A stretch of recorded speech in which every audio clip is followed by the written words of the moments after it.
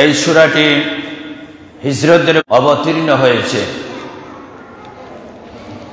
এই সূরাটির নাজিলের প্রেক্ষাপট বা নাজিলের শানে নজুল, কোরআনে কারিমে যেই সূরাগুলো আল্লাহ নাজিল করেছেন, গুরুত্বপূর্ণ আয়াতগুলো নাজিল করেছেন, এই আয়াতগুলো কেন নাজিল হলো, কি কারণে এগুলা আল্লাহ অবতীর্ণ করলেন, এর একটা প্রেক্ষাপট আল্লাহ রাব্বুল আলামিন তুলে ধরেছেন। এই সূরা কাফিরুনেরও একটি শানে নজুল রয়েছে। মক্কার বড় বড় কাফেরেরা ওয়াইল ইবনে আসেল, মুগিরা, উতবা, শাইবা, এই বড় বড় কাফেরেরা আল্লাহ রসুলকে অভয় দিলেন, রে মুহাম্মদ সাল্লাল্লাহু আলাইহি সাল্লাম, তুমি আমাদের উপাসনা, অর্থাৎ আমরা যেই মাবুদের উপাসনা করি তুমি আমাদের মাবুদের উপাসনা করো। অথবা বলেছে, হে মুহাম্মদ সাল্লাল্লাহু আলাইহি সাল্লাম,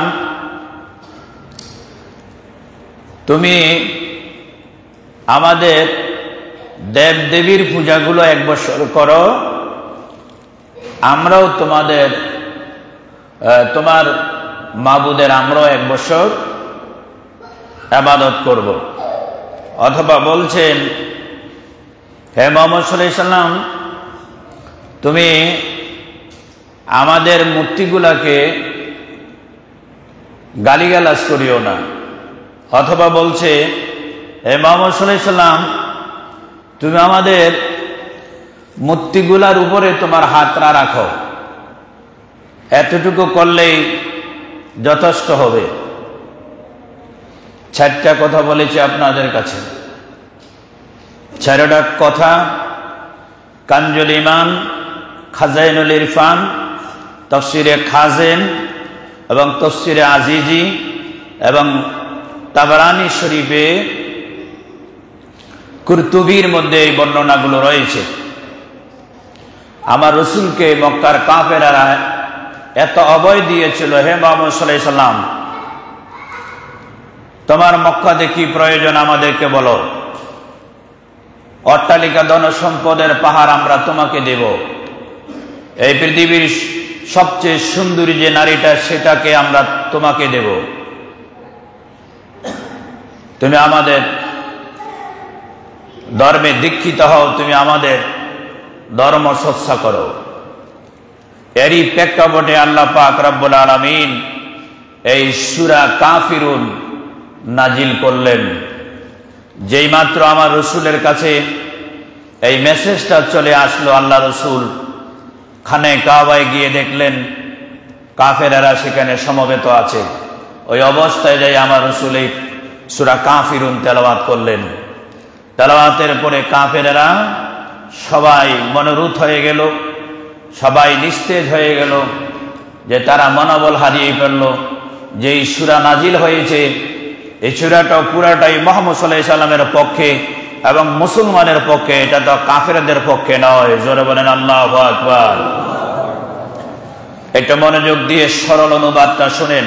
আল্লাহ কি বলেন আমার নবী পাক সাল্লাল্লাহু আলাইহি সাল্লামকে উদ্দেশ্য করে, কুল ইয়া আইয়ুহাল কাফিরুন, হে নবী আপনি বলুন, হে কাফেরেরা।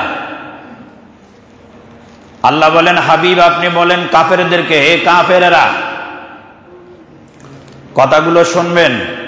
আল্লাহ বলছেন কি, হে নবী আপনি বলেন হে কাফেরেরা। কি বলছে? হে কাফেরা, হে কাফেরগণ। লা আ'বুদু মা তা'বুদুন, লা আ'বুদু আমি ইবাদত করি না, মা তা'বুদুনা তোমরা যার ইবাদত করো। জোরে বলেন সুবহানাল্লাহ। নবীজিকে আল্লাহ কি বলবেন? হাবিব আপনি বলে দেন কাফেররা যে ইবাদত করে আপনি সেই ইবাদত করবেন না। নবী বললেন, এই কাফেররা শোনো, তোমরা যে মূর্তি পূজা করো, তোমরা যে দেব দেবী পূজা করো, তোমরা যে উপাসনা করো, তোমরা যে ইবাদত করো, এই ইবাদত আমি করি না। এখানে দুইটা কাল আছে, প্রেজেন্ট এবং ফিউচার। আমি ইবাদত করছি না এবং আমি ইবাদত করব না। তারপরে বলছেন ওয়ালা আনতুম আবিদুনা মা আবুদ, তোমরা ইবাদত করবে না, তোমরা ইবাদত করবে না মা আবুদু, আমি যার ইবাদত করি। আল্লাহু আকবার বলেন। এরপরে বলছেন ওয়ালা আনা আবিদুম মা আবাদতুম, আমি ইবাদতকারী নয়, মা আবাদতুম, তোমরা যাদের ইবাদত করো। এরপরে বলছেন ওয়ালা আনতুম আবিদুনা মা আবুদ, তোমরা ইবাদত করবে না আমি যার ইবাদত করি। চারবার বলছে, কয়বার? জোরে বলেন কয়বার? কাফেরদেরকে আল্লাহর হাবিবের মাধ্যমে আল্লাহ ইনফরমেশন দিলেন, হাবিব আপনি কাফেরদেরকে বলে দেন আপনি এক ছত্র মালিক, এক ছত্র মুক্তার, যিনি আসমানের মালিক, যিনি জমিনের মালিক, যিনি চন্দ্রের মালিক, যিনি সূর্যের মালিক, এই কাফেরদেরকে যিনি সৃষ্টি করেছেন তিনি হলেন আল্লাহ, তিনি হলেন খালেক। এই খালেকের ইবাদত আপনি করবেন। আর এই কাফেররা যেই ইবাদত করে তাদের বানানো মূর্তি দ্বারা তারা গাছ পূজা করে, তারা মাছ পূজা করে, তারা পাথর পূজা করে, তারা লক্ষ্মী পূজা করে, তারা কালী পূজা করে, তারা দুর্গা পূজা করে, তারা সামগ্রী পূজা করে, তাদের নিজের তৈরি খোদা দিয়ে মূর্তি দিয়ে তারা পূজা করে, অর্চনা করে, উপাসনা করে।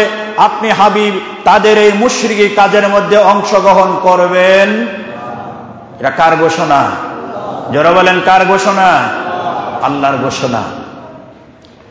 দত্তব্য বিষয়, এই আয়াত নাজিল হয়েছে আমার রাসূলের উপরে। এখন এই আয়াতের বিধান, এই আয়াতের হুকুম আমার নবীর উপরে যেইভাবে আছে আমাদের উপরও এইভাবে আছে, এইভাবে এটা থাকবে। এরপরে আল্লাহ সর্বশেষ বলে দিলেন লাকুম দীনুকুম ওয়ালিয়া দীন। হাবিব আপনি তাদেরকে বলে দেন তোমাদের ধর্ম তোমাদের ধর্ম, তোমাদের জন্য আমার ধর্ম আমার জন্য। জোরে বলেন আল্লাহু আকবার। এই জায়গাটার মধ্যে বাংলা বিশ্লেষণ আছে, এই জায়গাটার মধ্যে বুঝার বিষয় আছে যে লাকুম দীনুকুম, তোমাদের ধর্ম, ওয়ালিয়া দিন, আমার ধর্ম। নবী বলছেন আমার ধর্ম, তো নবীর ধর্মের নাম কি? জোরে বলেন নবীর ধর্মের নাম কি? আমাদের ধর্মের নাম কি? আল্লাহর মনোনীত ধর্মের নাম কি? ইসলাম। এটা আল্লাহ শিখিয়ে দিয়েছেন। আল্লাহ বলে দিয়েছেন আমার নবীকে, হাবিব আপনি বলেন আমাকে আল্লাহ যে নির্বাচিত করেছেন, আমার জন্য যে ধর্ম আল্লাহ দিয়েছেন এটা আমার ধর্ম, আমার ধর্মের নাম ইসলাম, আল্লাহর মনোনীত ধর্মের নাম ইসলাম, সার্বজনীন ধর্মের নাম ইসলাম, মানবতার ধর্মের নাম ইসলাম, জগতের সর্বশ্রেষ্ঠ ধর্মের নাম। এই জন্য আল্লাহ আমার হাবিবকে সেপারেশন করে দিচ্ছেন। কাফেরদেরকে বলছেন লাকুম দীনুকুম, তোমাদের ধর্ম তোমাদের জন্য, তবে শুধু তোমাদের এই ধর্মের উপর তোমাদেরকে এখতিয়ার দেওয়া হয় নাই। তোমরা এখন যেই ধর্ম পালন করো অচিরেই তোমাদের এই ধর্ম পরিত্যাগ করে, এই ধর্ম পরিহার করে অবশ্যই তোমরা মৃত্যুর আগ পর্যন্ত ইসলাম ধর্ম গ্রহণ করার জন্য তোমাদেরকে সুযোগ দেওয়া হয়েছে। জোরে বলেন আল্লাহু আকবার।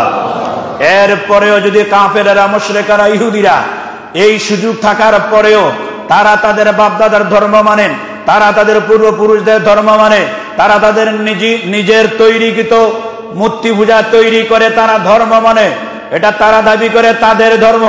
আল্লাহ বলেন তোমাদের ধর্ম বলতে কোনো ধর্ম নাই, ধর্ম আছে একটা, এটার নাম হলো ইসলাম। জোরে কোন সুবহানাল্লাহ। যত ধর্ম পৃথিবীতে আছে সমস্ত ধর্মগুলো হলো পথভ্রষ্ট, সমস্ত ধর্মগুলো হলো ভ্রান্ত, সমস্ত ধর্মগুলোর পাদ্রী হলো ভ্রান্ত, সমস্ত ধর্মের ঠাকুর মশাইরা হলো ভ্রান্ত। ওরা মূর্তি পূজা করে, ওরা দেবদেবী পূজা করে, ওরা নিজেরা পুতুল বানায়, ওরা মানুষ তৈরি করে, ওরা নারী তৈরি করে, ওরা নর তৈরি করে, ওরা সিংহ তৈরি করে, ওরা বাঘ তৈরি করে। এদেরকে রুহু দিতে পারে? যারা বলেন পারে। তারা যে মূর্তিগুলা তৈরি করে রুহ আছে, এগুলোর ভিতরে প্রাণ আছে? প্রাণ নাই। এই জন্য মুসলমানদের শিক্ষা, মুসলমানদের তালিম, তরবিয়ত হলো কাফেরদের সাথে ধর্মীয় মৌলিকভাবে কখনো তাদের সাথে একমত পোষণ করা যাবে। কথা বুঝবেন? পৃথিবীতে একটা মাত্র ধর্ম সার্বজনীন, সেটার নাম কি? জোরে বলেন, এটার নাম কি? আর আমরা এই ধর্মের অনুসারী, আমরা এই ধর্মের অনুসারী। একটা ধর্ম শুধু পৃথিবীতে সার্বজনীন, সকলের জন্য গ্রহণযোগ্য, যে যখন মনে চায় তখনই গ্রহণ করতে পারবে। আর মুসলমান যারা, তারা তো বংশগতভাবে, জন্মগতভাবে তারা মুসলমান হয়ে মায়ের গর্ভ থেকে আসে। জোরে বলেন সুবহানাল্লাহ। হাদিস শরীফে আছে শুধু মুসলমান নয়, পৃথিবীতে কুল্লু মাউলুদিন ইউলাদু আলাল ফিতরাতে ইউহাব্বিদানি আও ইউনাসসিরানি আও ইউমাজ্জিসানিহি। পৃথিবীতে প্রত্যেকটা বনি আদম মায়ের গর্ভ থেকে যখন দুনিয়া আসে, মায়ের রেহেম থেকে যখন পৃথিবীতে আসে, প্রত্যেকটা শিশু সন্তান ইসলামের উপরে তার ভূমিষ্ঠ হয়, ইসলামের উপরে তার জন্ম হয়। জোরে বলেন আল্লাহু আকবার। আর এই তার পরিবর্তন কেন হয়? তার এই পরিবর্তন হয় ইউহাব্বিদানিহি আও ইউনাসসিরানিহি আও ইউমাজ্জিসানিহি। এই শিশু সন্তানটা ইহুদি হয়, এই শিশু সন্তানটা নাসারা হয়, এই শিশু সন্তানটি অগ্নি পূজক হয়। এটা একমাত্র তার পিতামাতার কারণে। কার কারণে? পিতামাতার কারণে। পিতামাতা মুসলমানের, সন্তানরা মুসলমানের বাবা এবং মুসলমানের মায়েরা ছোট ছোট বালিকা মেয়েদেরকে নিয়ে ঘরের মধ্যে নামাজ পড়ে, এই জন্য তারা নামাজ শিখে যায়। বাবারা ছোট ছোট ছেলেদেরকে মসজিদে নিয়ে আসে, ঈদগাহে নিয়ে আসে, লগে নিজে নিজে রেখে ওরা নামাজ শিখায়। এই জন্য মুসলমানের ছেলেরা যায় মসজিদে, আর কাফের মুশরিকের ছেলেরা যায় মন্দিরে, আর কাফের মুশরিকের ছেলেরা যায় গির্জায়, আর কাফের মুশরিকদের ছেলেরা যায় ওই যে ত্রিপিটকে। মুসলমানের ছেলেরা আসে মুসলমান মসজিদের ভিতরে। এটা একমাত্র পিতামাতার কারণে হয়। জোরে বলেন আল্লাহু আকবার। এখন আপনাদেরকে আল্লাহ মেসেজ কি দিচ্ছেন? সার্বজনীন ধর্ম ইসলাম, অন্য কোন ধর্ম সার্বজনীন হতে পারে? ওদের কোনো মূল নাই, ওদের কোনো সনদ নাই, ওদের কোনো সার্টিফিকেট নাই, ওদের কোনো দলিল নাই। ইসলাম ধর্ম মনোনীত ধর্ম, এটা দলিল আছে। এই দলিল ঘোষণা দিয়েছেন আল্লাহ, ইন্না দীনা ইনদাল্লাহিল ইসলাম। জোরে বলেন আল্লাহু আকবার। অবশ্যই মনোনীত সার্বজনীন গ্রহণযোগ্য ধর্মের নাম হলো ইসলাম। এটা আল্লাহর নিকটে মনোনীত গ্রহণযোগ্য ইসলাম। জোরে বলেন সুবহানাল্লাহ। বন্ধুরা আমার, এখন মানবতার ইসলাম, ধর্ম আর মানবতা, এটা আকাশ পাতাল ব্যবধান। আপনি মানবতা করতে পারবেন অন্য ধর্মাবলম্বীদের সাথে, মানবতা চলবে, লেনদেন চলবে, ব্যবসা বাণিজ্য চলবে, উঠাবাসা চলবে, বাজার চলবে, মার্কেটিং চলবে, বিজনেস চলবে, ব্যবসা চলবে। এটা মানবতার কারণে ইসলাম ধর্মের সাথে মিলিত করে। এই কথা মনে রাখবেন। বিপদ বললে তাকে সাহায্য করা যাবে, অসুস্থ হলে তাকে সেবা করা যাবে, অ্যাক্সিডেন্ট করলে তাকে সুসজ্জা করা যাবে, অসুবিধায় থাকলে তার অসুবিধা দূর করা যাবে, তাকে কেউ ক্ষতিগ্রস্ত করলে তার উপরে গিয়ে তাকে সাহায্য করা যাবে। কিন্তু এই বলে আমার ধর্মের মূল ফান্ডামেন্টাল যে বিষয় আছে, মৌলিক যে বিষয় আছে, এই বিষয়গুলাকে কোরবানি করে অন্য ধর্মাবলম্বীদের সাথে একাত্মতা ঘোষণা করা যাবে। মনে রাখবেন, সংহতি, সংহতি একটা শব্দ সবাই জানেন। এই সংহতি শব্দের অর্থ কি?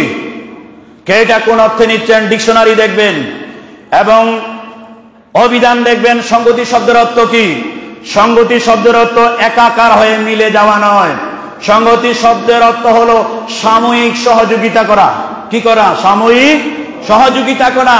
এই সংহতি অর্থ বলতে তারা পূজা করবে, তারা অর্চনা করবে, তারা কালী মন্দিরে যাবে, তারা দুর্গা পূজায় যাবে, আমরা তাদের সাথে গিয়ে একাকার হয়ে তাদের সাথে মিলেমিশে আমরা বৈঠক করব, আমরা মিটিং করব, তাদের পূজা মণ্ডপের মঞ্চের মধ্যে গিয়ে আমরা মুসলমানরা ত্রিপিটক পাঠ করব, আমরা সেখানে গিয়ে তাদের গীতা পাঠ করব। এটার নাম কখনো সংহতি হতে পারে? এটা হারাম, এটা হারাম, এটা চিরতরে কুফরি, এটা চিরতরে কুফরি। এটা থেকে আমাদেরকে বেঁচে থাকতে হবে। তাদেরকে সহযোগিতা করার জন্য রাষ্ট্রের ব্যবস্থা আছে, তাদেরকে সহযোগিতা করার জন্য সমাজের ব্যবস্থা আছে। তাই বলে আমরা মুসলমানেরা সেখানে গিয়ে তাদের সাথে একাত্মতা পোষণ করে এই কথা বক্তব্যের মধ্যে যেন আমরা না দেই। আমরা দীর্ঘদিন ধরে দুর্গা পূজায় আসতাম, সরস্বতী পূজায় আসতাম, কত আনন্দ করতাম, কত ফুর্তি করতাম। এই বক্তব্যগুলো আমরা মুসলমানের বক্তারা উপস্থাপন করছে, ভাইরাল হচ্ছে, ইউটিউবে এগুলো যাচ্ছে, চ্যানেলে যাচ্ছে। এটা আমাদের জন্য ক্ষতি হচ্ছে, এটা আমাদের ইমানের ক্ষতি হচ্ছে, এটা আমলের ক্ষতি হচ্ছে। আমাদের মুসলমানিত্ব আছে কিনা এটা আল্লাহই ভালো জানে। কাফের আমার আল্লাহ রাসূল বলেছেন, মুসলমান তোমার সে দূরের হোক আর কাছের হোক আর নিকটের হোক অন্য রাষ্ট্রের হোক, সে যদি মুসলমান হয় তে তোমার মুসলমান ভাই, সে তোমার ভাই, সে তোমার বন্ধু। কিন্তু একজন কাফের যদি সে প্রতিবেশী হয়, যদি সে দূর রাষ্ট্রের হয়, যদি সে ওরজ্জার সন্তান হয়, সে তোমার কখনো আপন ভাই হতে পারে? তাকে তার মতো করে সেবা করতে হবে, তাকে তার মতো করে আমার মুসলমান ভাইয়ের মতো করে তাকে মনে করা যাবে না। কারণ অলওয়েজ কাফেররা মুসলমানদের শত্রু, কখনো মুসলমানের বন্ধু হতে পারে। এই কথা মনে রাখতে হবে আমাদেরকে। কোন কৌশলের বিনিময় বা কোন হিকমতের বিনিময় যদি করে থাকেন, তবে মৌলিক বিষয়গুলোকে প্রাধান্য দিয়ে আপনার ইমানটাকে আগে সেভ করে, আপনি আপনার ইমানটাকে আগে কন্ট্রোল করে তারপরে আপনি অন্য ধর্মাবলম্বীদের পূজা অর্চনায় যাবেন। সেখানে গিয়ে তাদেরকে আপনি মঞ্চুটার দরকার নাই, সেখানে বক্তব্য প্রয়োজন নাই, সেখানে তাদের ত্রিপিটক পাঠ করার দরকার নাই, আপনি সেখানে তাদের মন্ত্র পড়ার দরকার নাই, হরে হরে রাম রাম কৃষ্ণ কৃষ্ণ সেই পূজা মণ্ডপের কাছে জামাতে নামাজ পড়ার দরকার নাই। এই নামাজ আপনার দরকার নাই, এই নামাজ আল্লাহ কবুল করবে না। এই নামাজ আপনি লৌকিকতা করেছেন, মানুষকে দেখানোর জন্য করেছেন। কারণ একদিকে পূজা মণ্ডপের আপনার সেখানে তাদের পূজা করছে, ঢোল বাজাচ্ছে, বাঁশি বাজাচ্ছে, 5 থেকে 10 হাত দূরের ভিতরে 20 হাত দূরের ভিতরে আপনি জামাতে নামাজ পড়ছেন। এটা লোক দেখানো ইবাদত। এই সব ইবাদত দিয়ে মুসলমান ইসলাম ধর্মকে কলঙ্কিত করা যাবে? আমার কথা নয়। 1 বছর থেকে 1.5 বছর আগে একজন ইসলামিক স্কলার ইন্তেকাল করেছেন। আপনারা জানেন উনি একজন আন্তর্জাতিক মানের বক্তা ছিলেন, যদিও আকীদা ভিন্ন ছিল। ওনার একটা বক্তব্য ভাইরাল হয়েছে চ্যানেলে, আপনারা দেখবেন উনি কি বলেছে। ওনার বক্তব্যটা শুনেন, সোশ্যাল মিডিয়াতে খুব ভাইরাল হয়েছে ওনার বক্তৃতাটা। ওয়ার্ল্ডে ফেমাস একজন বক্তা উনি, যদিও আমাদের আকীদার সাথে ওনার একটু গরমিল ছিল, সামান্য গরমিল ছিল। মৌলিক বিষয়গুলো উনি খুব খুব তুখুর ছিলেন এবং এই বক্তব্যটা উনি উপস্থাপন করেছেন। কাফেরদের সাথে মুসলমানদের কোন রকমের হৃদয়ের সঙ্গম থাকতে পারে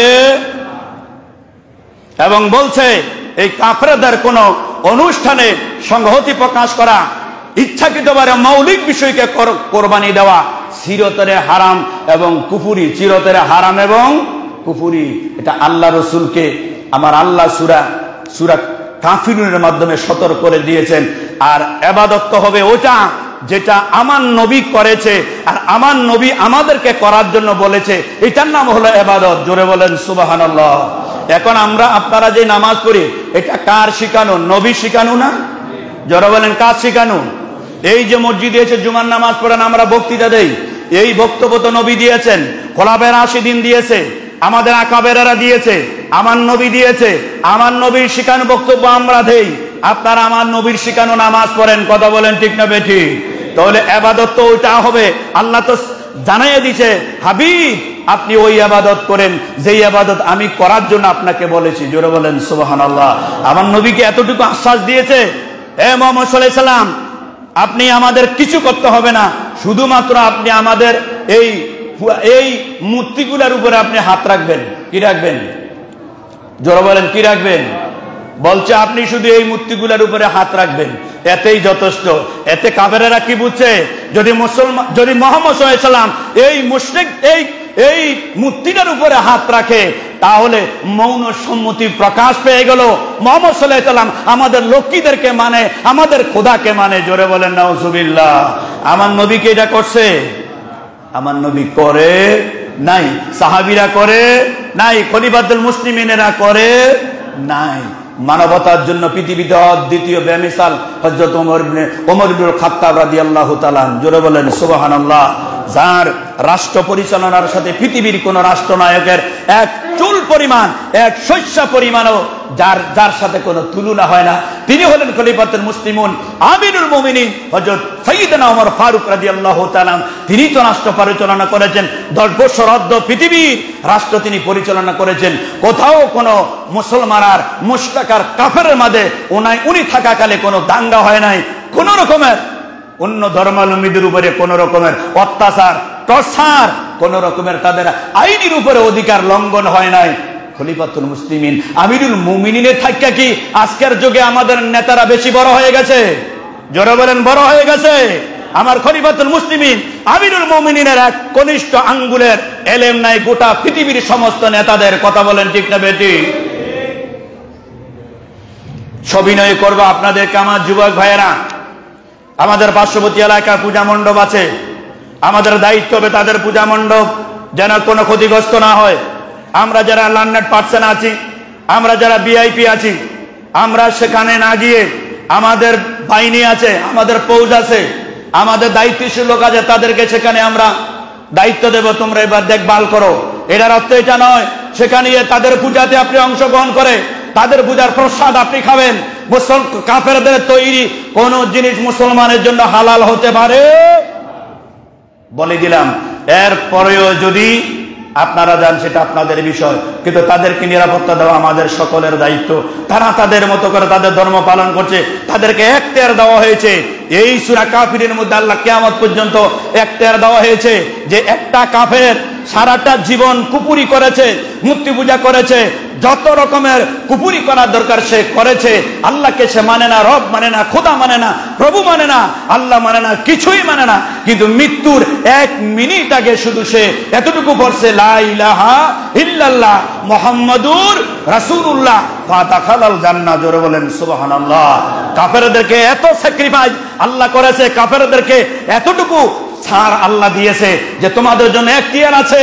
তোমরা গুনাহ করতেছো, কবিরা করতেছো, শারিকি করতেছো, কুফরি করতেছো, আমি আল্লাহ এখতিয়ার দিলাম মৃত্যুর 1 মিনিট আগে জ্ঞান থাকতে, হুঁশ থাকতে তুমি যদি আমি রবকে সাক্ষী দাও না আপনি ছাড়া আর কোনো মাবুদ নাই, মুহাম্মদ সাল্লাল্লাহু আলাইহি ওয়াসাল্লাম আপনার প্রেরিত রাসূল, এই কথাটা মুখে উচ্চারণ করে যদি কোনো কাফের মৃত্যুবরণ করে, কোনো ইহুদি মৃত্যুবরণ করে, কোনো নাসারা মৃত্যুবরণ করে, আল্লাহ পাক তাকে জান্নাত দিবেন। জোরে বলেন সুবহানাল্লাহ। এটা কাফেরদের জন্য কত বড় সুবর্ণ সুযোগ আল্লাহ এখতিয়ার করে দিয়েছে। তাই আসুন মানবতার খাতিরে, মানবীয় কারণে, রাষ্ট্রীয় কারণে, প্রতিবেশীর কারণে তাদের সাথে আমাদের বাহ্যিক সম্পর্ক থাকবে, মৌলিক কোন সম্পর্ক তাদের সাথে থাকবে না। আমাদের 5 ওয়াক্ত নামাজ হয়, আমি জানি প্রশাসন থেকে বলা হয়েছে আমাদের নামাজের টাইমে তারা যেন মাইক না চালায়, তারা যেন ঢোল তবলা না চালায়, এটা তাদেরকে বলা আছে, এটা তাদেরকে বলে দেওয়া হয়েছে। তারা ওই দিকে পালন করছে। যদি পালন না করে তাদেরকে দাঙ্গামা দরকার নাই, হাঙ্গামা দরকার নাই, আক্রমণের দরকার নাই। তাদের পাদ্রী আছে, তাদের ঠাকুর মশাই আছে, তাদের বড়জন আছে, তাদের সাথে কথা বলেন আমাদের 5 ওয়াক্ত নামাজের সময় এখন থেকে এতটুকু পর্যন্ত এই সময়ের ভিতরে আপনারা মাইক বাজাবেন না। এই কথা আমরা বলতে পারবো না? এই কথা আমরা বলতে পারবো। এই জন্য আপনাদের কাছে আমার আকুল নিবেদন, তবে যুবক ভাইরা, আমি আজকে কয়েকদিন ধরে মোবাইলের ভিতরে এই ফেসবুকে এবং সোশ্যাল মিডিয়াতে, ইউটিউবে বিভিন্ন রকমের বক্তব্য দেখতেছি, বিভিন্ন রকমের আলোচনা শুনতেছি। এগুলা শুনতে শুনতে বিরক্ত হয়ে গেছি এবং কষ্ট লাগতেছে। যারা এই কথাগুলো বলতে চান তাদের অজানা, তারা এই ধর্ম চর্চা করে না, ধর্মের উপরে তাদের কোনো গবেষণা নাই, ধর্মের উপরে তাদের কোনো পরিপূর্ণ চর্চা নাই, যার কারণে অন্যদেরকে কন্ট্রোল করে আমার দলে আনার জন্য আমার ধর্মকে জলাঞ্জলি দেওয়া যাবে না। আগে আমার ধর্ম, আগে আমি, তারপরে অন্য ধর্ম। আমাদের এই দেশে মুসলমানের সংখ্যা হলো 90, আর বাকি গোষ্ঠী হলো মাত্র 10%। আর এই 10%-এর ভিতরে 5% হলো সনাতন ধর্মের লোক। এর মধ্যে ভোটার পাওয়া যাবে সর্বোচ্চ 1%। আমি আপনাদের কাছে আকুল নিবেদন করব, অনুরোধ করব আপনাদেরকে, আমরা কথা বলতে গিয়ে, কারো প্রশংসা করতে গিয়ে, কোন ধর্মের প্রশংসা করতে গিয়ে আমরা যেন এমন বক্তব্য না দেই যে বক্তব্যের কারণে আমি কুফরি করে ফেলতেছি, যে বক্তব্যের কারণে আমার ইমান চলে যাচ্ছে।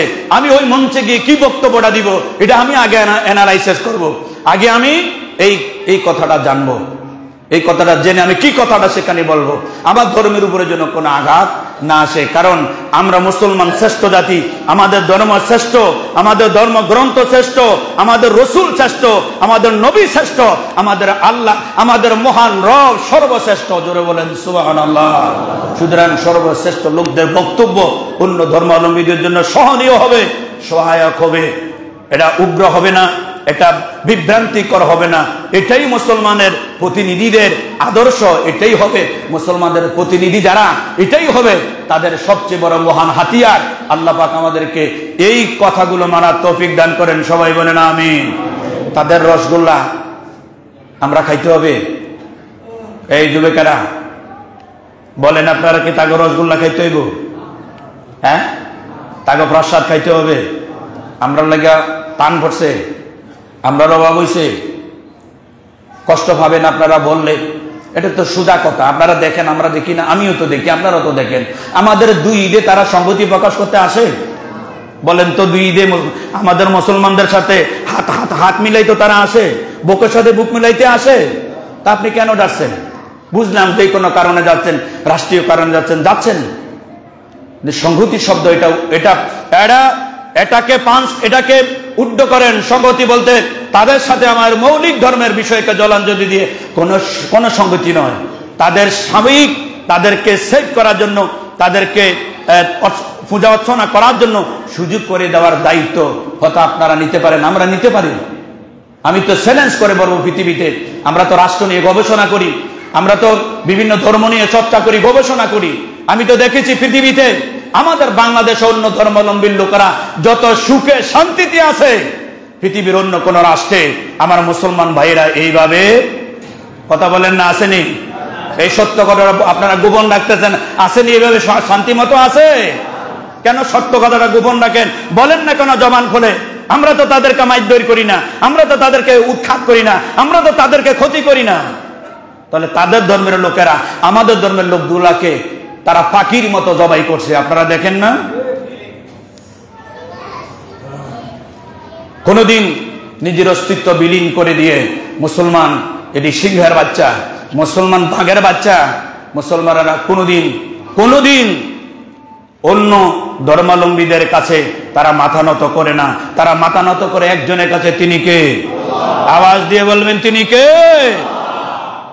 এই কথা মনে রাখলেই শিরিক হবে না, কুফরি হবে না। খুব সাবধান, আল্লাহ যেন আমাদেরকে সতর্ক থাকার তৌফিক দেয়, সবাই বলেন আমিন। সময় গনিয়ে আসছে। যে কথা বলছিলাম, হযরতে ইসমাইল ফেরেশতা আমার নবীর কাছে এক কোটি হাজার ফেরেশতা নিয়ে আমার নবীর কাছে হাজির হয়েছেন। এই ফেরেশতাগুলো সকলেই আমার রাসূল পাকের হুজরা শরীফের চতুর পাশে দিয়ে তারা দাঁড়ানো ছিল, তাদের কাজ ছিল, এই একটা কাজ ছিল তাদের, সকলে আমার নবীর উপরে দুরূদ পড়তেছে। জোরে বলেন সুবহানাল্লাহ। জিবরিল আমিন হাজিরি দিলেন। মালাকুল মাউতকে আল্লাহ রাসূল বললেন, আজরাইল, তোমার সাথে আমার কথা হবে, তবে আমার ভাই জিবরাইল এখনো আসেনি, তাকে আসতে বলো। তখন জিবরাইল